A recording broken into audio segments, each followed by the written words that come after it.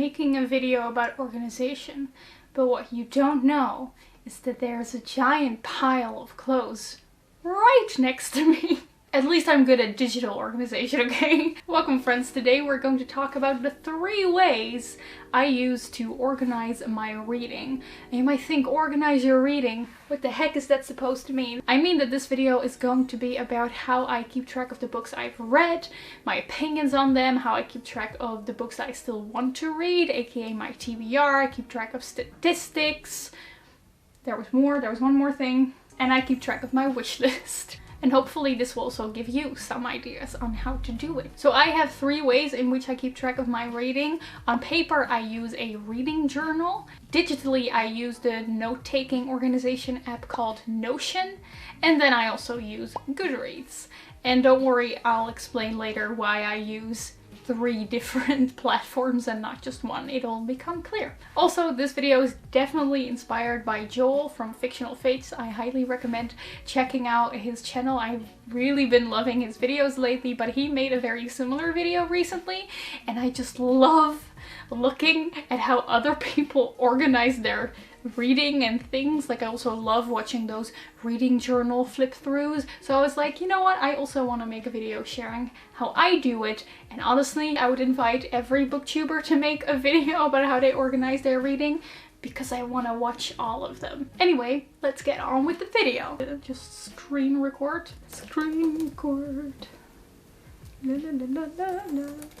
I have my laptop here. We're gonna start with Goodreads because I think that's the one most people are familiar with, and it's also the shortest one. So Goodreads, it has its problems. For example, like the search function doesn't work well at all. You can't respond to people's responses, which is really annoying. The friend thing doesn't work right. All around, not a very good working site.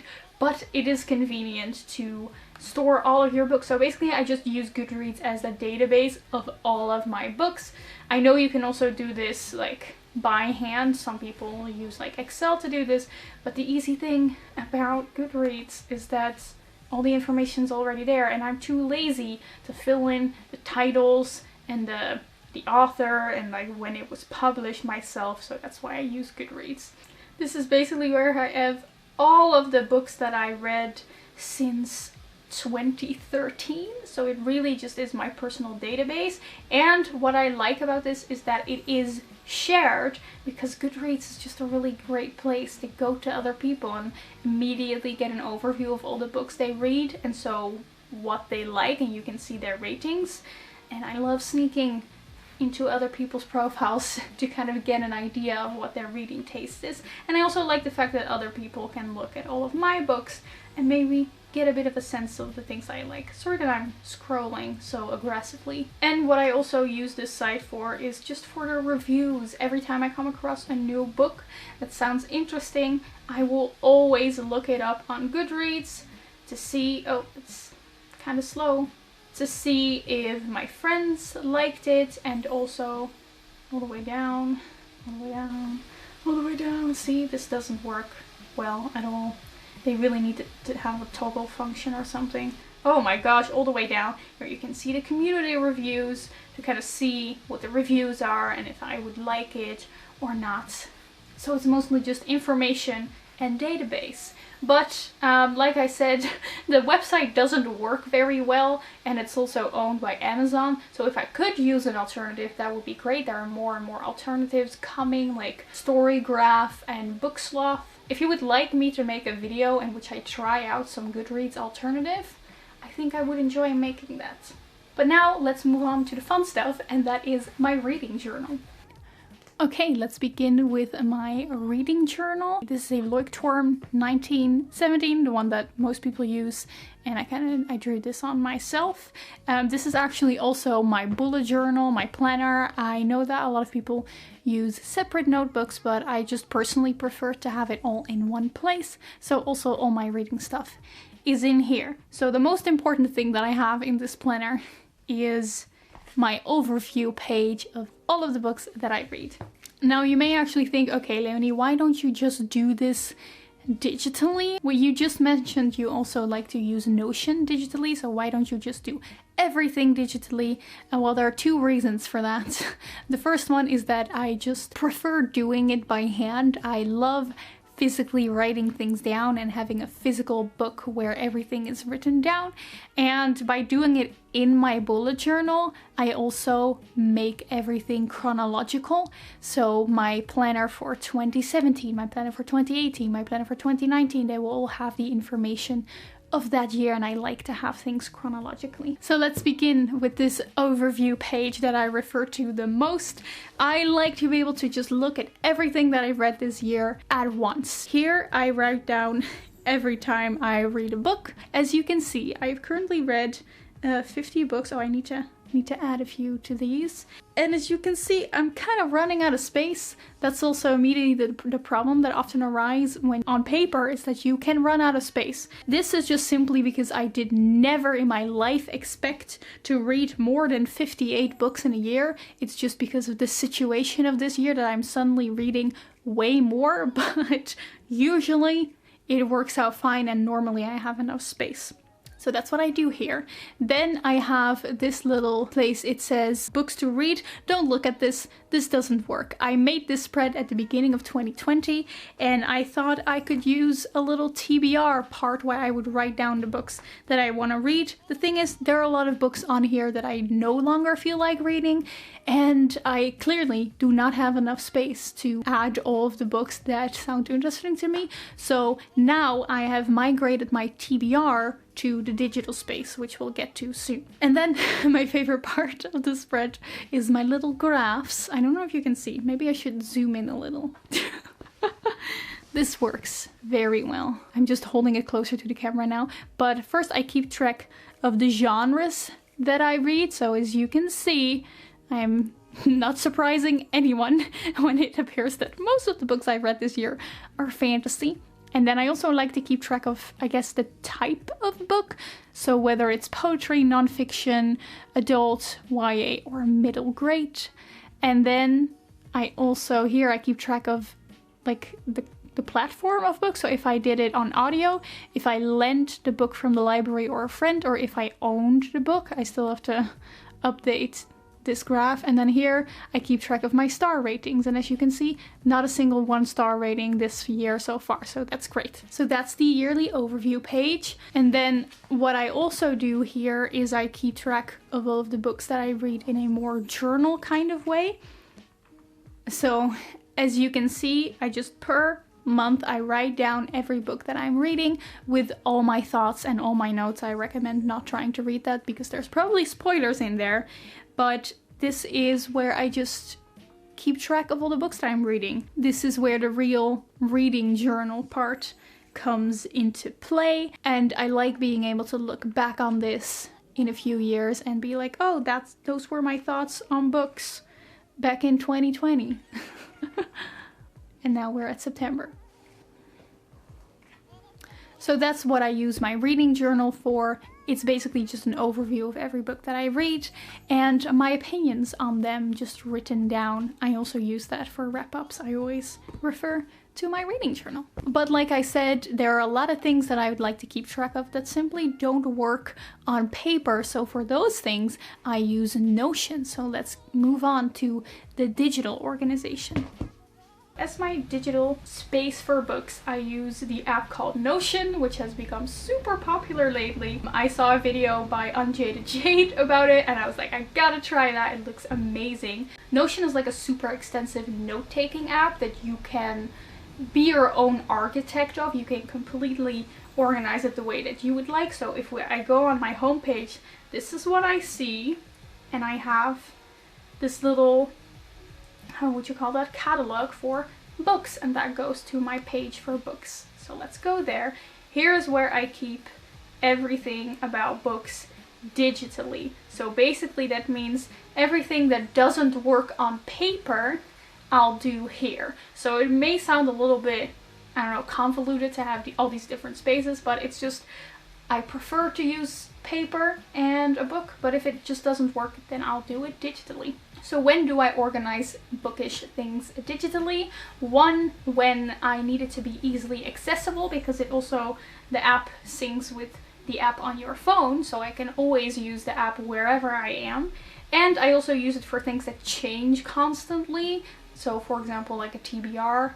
I just explained that that doesn't work on paper, but it does work digitally. Let's just go through what we're seeing here, okay? The first thing that you see is like my wish list and these two widgets that I downloaded. I like to see how far we are into the year and how far we are into the month, because it gives like a nice visual representation until I need to do, for example, my next reading wrap up on YouTube. And here it's just a cute counter of how many books I've read. I just finished a book, so I've already read 51 books this year, which is already like far above my record. This year's been pretty good. And then here we have my wish list, where I keep track of the books that I want to buy, and I try to keep it short. Like if there's a book that I really want to read someday, I'll throw it onto my TBR list, which we'll get to later.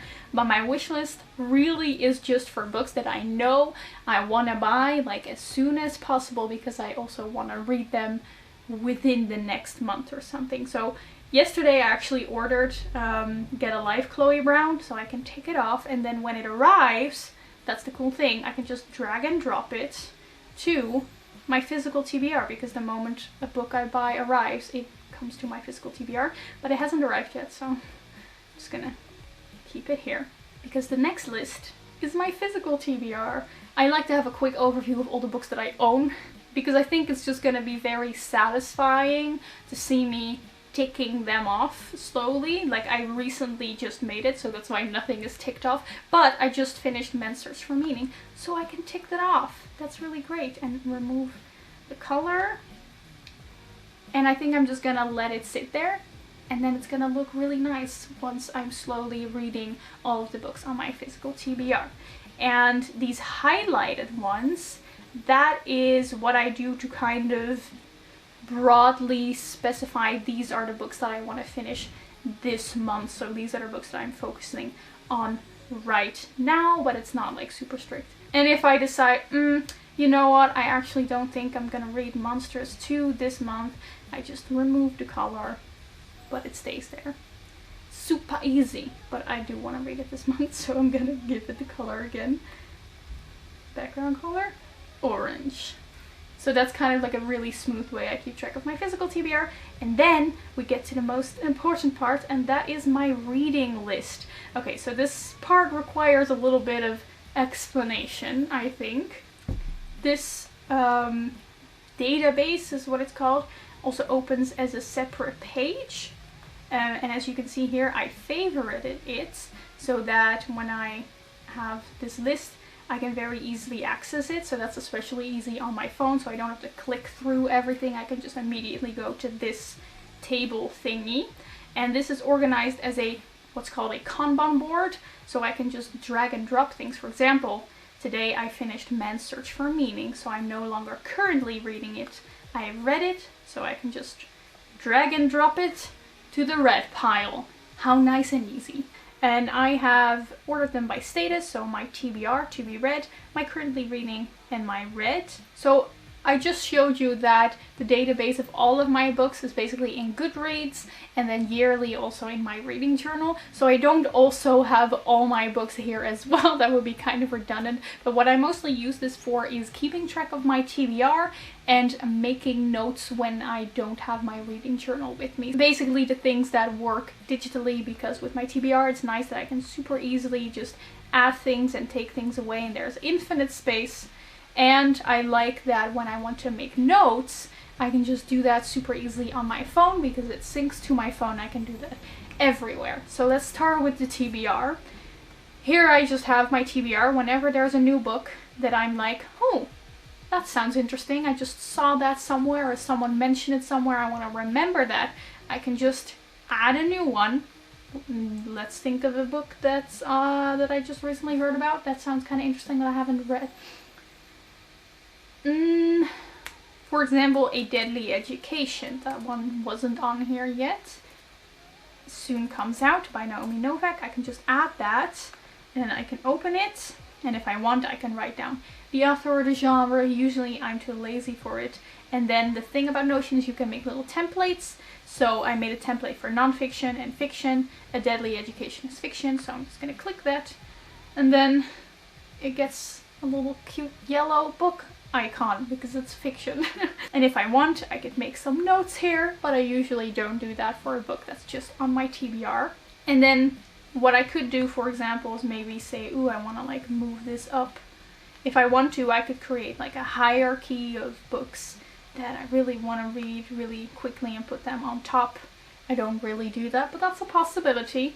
And I can also look at this list in a different way. Like, for example, I've created a specific list view, and then here I can see them in a long list in case I wanted to only look at the TBR, which is nice. And I also have that for all the, just everything. I have a list view of all the books on alphabetical order if I want to be able to find something very quickly. But usually I use the Kanban board to just quickly differentiate between TBR, currently reading, and read.